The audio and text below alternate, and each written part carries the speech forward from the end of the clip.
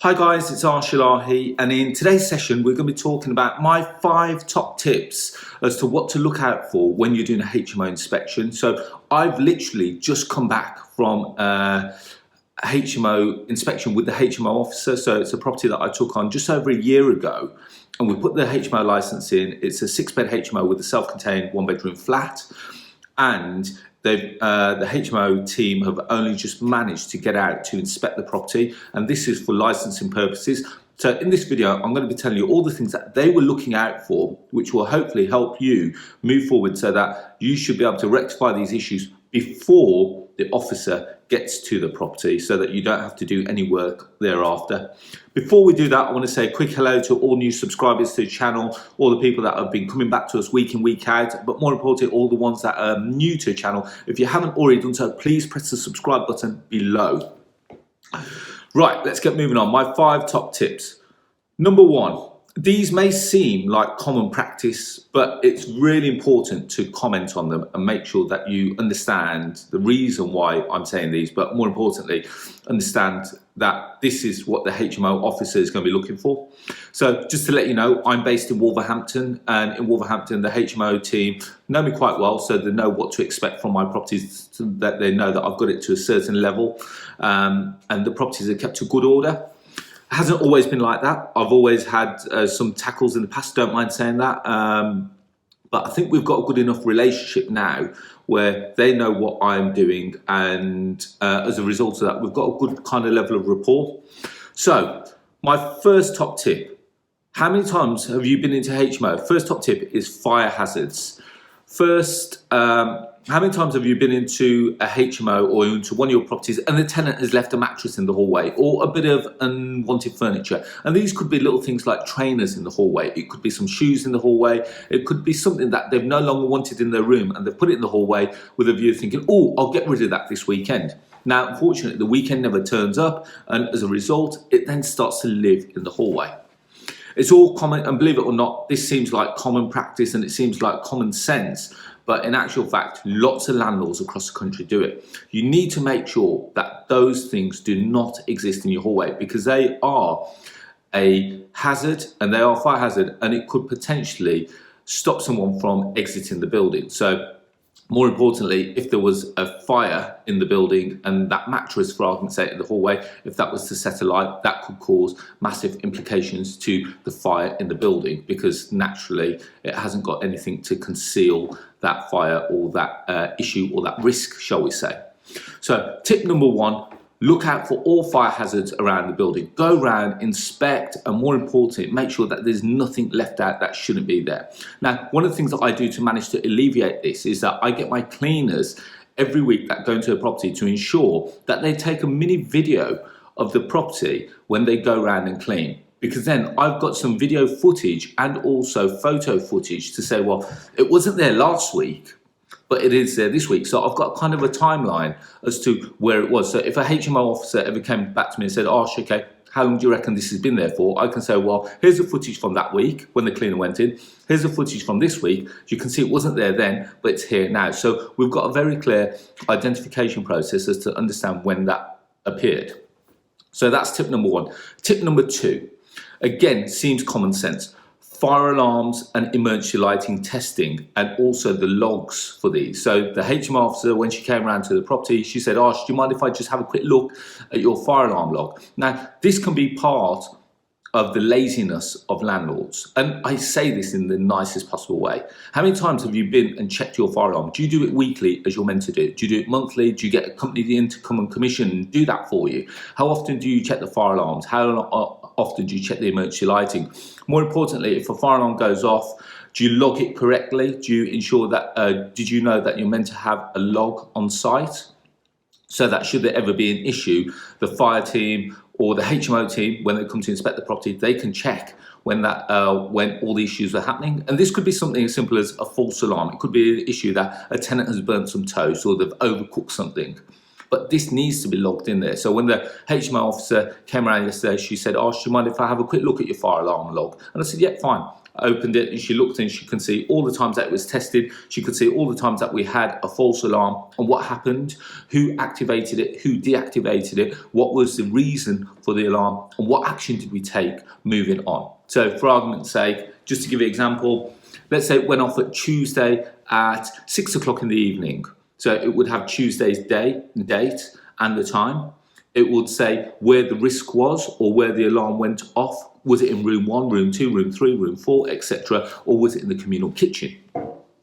And what was the reason for it? So it could have been in the communal kitchen. Tenant was cooking and didn't and created a bit too much smoke, and therefore the heat detector went off. What did we do straight away? We deactivated the alarm or silenced the alarm. We opened the windows, managed to get rid of all the smoke, but more importantly, we managed to knock on all the tenants' doors, make sure that no one was at risk. So little things like that, and these are the things that you've got to put in your log so that when the HMO officer walks around your property and she comes to your property, she can see that, yes, you've got the building, but more importantly, you've got safety of all your tenants at the forefront of your mind. So tip number 3, now lots of tenants do this. Covering up vents, so these could be like the ventilation vents or smoke or heat detectors. So how many times have you been into a room where you've seen that on the smoke detector the tenant has either put a sock over it or they've put some kind of bag over it and they've sellotaped around it? Now the reason why they've done this is probably because they're possibly smoking in their room and they don't want to activate the fire alarm. Now that may be seeming like common sense to them, because they don't want to aggravate the alarm, but more importantly, they don't want to upset the other tenants. However, what they're actually doing is putting all the other tenants at risk. And the reason why I say that is because if something were to happen and the fire alarm did not activate in time, they're causing themselves harm. And also, as a result of the fire alarm not being activated, they're causing all the other tenants in the property at harm. So it's really important that you ensure that when you walk around that all the vents are not covered up. So sometimes they put like a piece of cardboard over the ventilation vents and they put carrier bags or socks over the fire alarm.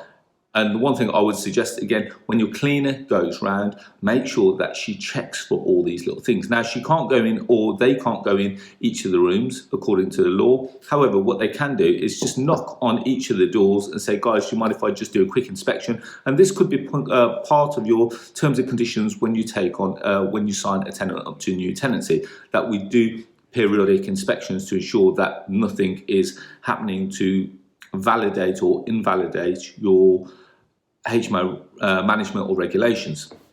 Tip number 4, this one is also an important one. Door closers, doors being jammed open. Now, this happens in lots of HMOs. I've been in hundreds of HMOs over the years, and this happens to quite a lot. How many times have you been into HMO where the door is literally just jammed open? It may have a door closer or a perco in there, but they've left the door open so that the door doesn't slam. Now, there's lots of ways that we can eradicate this. First of all, we can ensure that we educate the tenants to let them know why the door has a door closer on. It has a door closer on to make sure that the door sits closed firmly within the casing of the door. Sorry, so I haven't explained that very well. So you've got the door frame, then you've got the door. You've got to make sure that the door sits firmly within the door frame. The reason why I say that is because on a HMO, especially a licensed HMO, it will have the fire strips around either the door or the frame. Now, in the event of a fire, those strips, in theory, should seal any gaps around the door, ensuring that if there is an issue within that location, that the smoke will not seep out into different areas of the property. So as long as we let the tenants know why the apparatus that we've got in place is there, there's no reason why that door should be jammed open. Now, if doors are jammed open, again, a big part to play in HMOs is ensuring that the cleaner, who's going to become quite instrumental after you watch this video, to again make sure that when she goes or when she or he goes round, they actually check that all the doors are shut, that the door closer is still intact.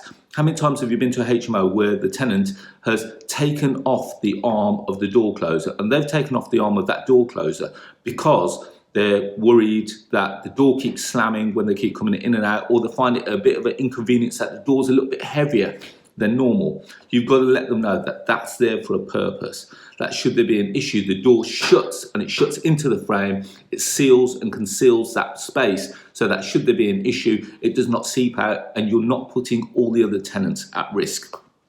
Tip number 5, and my HMO officer really loved this one. Communication. So not only communication with the HMO officer, which is going back and forth. So every year, as you know, you've got to supply the emergency lighting certificates and also the gas safety certificates. Especially if you've got a licensed HMO, they may ask you to also supply some PAT testing as well as the electrical certification. Although the electrical certification at the moment is every 5 years, it is going to potentially become every year. So communication back and forth with the HMO officer is key. More importantly, communication with your tenants is also key. So what are you doing to communicate with your tenants? So with me, I think I've mentioned this in previous videos as well, I've got a WhatsApp group for each HMO. So in each WhatsApp group, we've got me as a landlord, we've got all the tenants, and also we may have the cleaner and we may also have a maintenance man. So should there be any issues, then there is no reason for the tenant not to be able to communicate with us openly and freely. So we've got lots of methods for communication. They can call us, can WhatsApp us, they can obviously come to the office if we have an office, or I have an office. If you don't, there's lots of other ways they can email us. So you've got to make sure that there's lots of ways that they can communicate. Now, the easier the way that they can communicate, the better the chance that the HMO officer will like your property. Because you've got to remember, the HMO team, when they're coming out to the property, they're not only looking at the property, they're looking at tenant safety and more importantly, the standard of living. So when I showed my HMO officer that here's a WhatsApp group, here's what all the tenants are saying, and we're having a bit of a chat, she really liked that. She liked the fact that it's not only just me as a landlord, it's me as Arsh being, in essence, a human being and interacting with these guys as well. There's lots of other tips that I could give you about running HMOs. We'll leave that for another video. So hopefully, guys, there's my 5 top tips. Hopefully you've taken away that the cleaner is really instrumental to how successful your property runs from day one to the day that you own it. So hopefully you've really enjoyed that. If there's any questions, anything that you want me to cover over the next coming videos, please comment below and I'll try and make sure that we get those done over the next few weeks. As always, guys, if you like more free education, have you downloaded my podcast, which we release every Tuesday at 6 a.m. Basically, it's a 15-minute short podcast where we give away little golden nuggets as to what I'm doing in my property journey and also some of the challenges that I come across. It's called The Property Rebel. You can find it on all podcasts, so Apple Podcasts, Google Podcasts. You can find us on Spotify and Stitcher, as well as a host of other platforms. You can always connect with me on social media. You can find me on Facebook, LinkedIn, Twitter, Instagram, and Clubhouse under the handle of Arsh Ellahi. Finally, have you downloaded the Property Investor app? It's the UK's first property investment platform which showcases all kinds of property deals all over the UK. So whether you're looking for below market value deals, rent to rent deals, lease option deals, service accommodation deals, industrial deals, land deals, whatever it may be, we've got them covered all on the Property Investor app. You can get involved literally by either going to our website, which is propertyinvestorapp.co.uk, or you can go to the App Store, whatever phone you're using, whether you're an Apple user or an Android user, go to the App Store and type in Property Investor. You'll see our little logo. It's a little blue house with a little key in the middle. Download it. It's completely free. It takes you 2 minutes to register and you'll see approximately 200 plus properties in the palm of your hand. Completely free for you to do that. If you're a deal sourcer, I'd like to work with you so you can now upload your deal directly through the app. So this is a new innovative feature that we've created on the app so that if you've got a deal to sell, upload it there and we can sell it to our database of over 25,000 people, and that database is growing daily. So guys, on that note, I really hope that you've enjoyed the session. Hopefully you've taken a lot away from it. As always, if you'd like to have a chat, please feel free to reach out or comment below and I'll see what I can do to get back in contact. But as always, I wish you all to be safe, well and happy, and I'll speak to you all very soon. Thank you and bye-bye.